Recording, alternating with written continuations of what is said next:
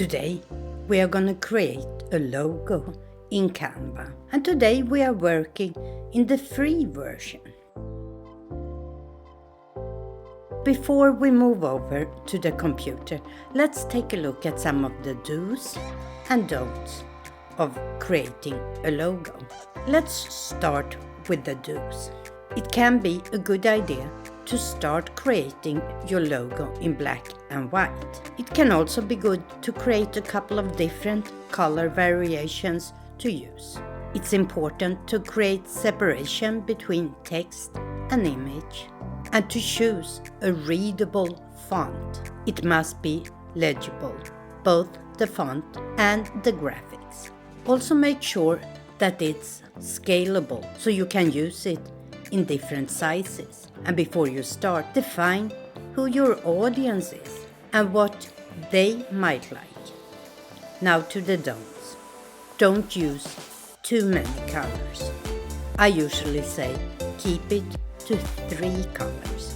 Don't use a drop shadow in your image. And try to stay away from standard clip art.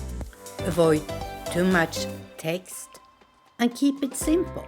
And don't use imagery to replace text. So now let's move over to the computer and take a look at how we can do this in Canva. So here we are at my computer. We are going to start by choosing Create to Design a Logo. And this has the format 500 by 500 pixels. As you can see, there are a lot of pre-made templates, and you can pick one of these to start with. But I would like to show you how to start with your own logo. So I will start with the white background. I will add a heading here because I want my symbol to be 2 P's, which stands for PixelPia. I want them to be spliced with a little smaller circle. I don't want any offset, and I want them to be white inside. Actually, I want them to be maybe like that, or maybe a little closer to each other. That can be my symbol. And then I'm using the same font. I use the same effect, and I write capital P IXEL, capital P IA. So that could be my black and white version. Now let's fill this with a different color, and let's add another element. Let's add a shape here. I want a circle that goes around just my 2 P's. I'm gonna group my 2 P's here, and then I'm gonna choose the group plus the circle and go up and say center. And maybe I want to change the color of my circle and use black in this case. Let's now take it all. I'm holding shift and clicking on all the parts, and now I choose group. Now I can resize this and see how it looks in a smaller format.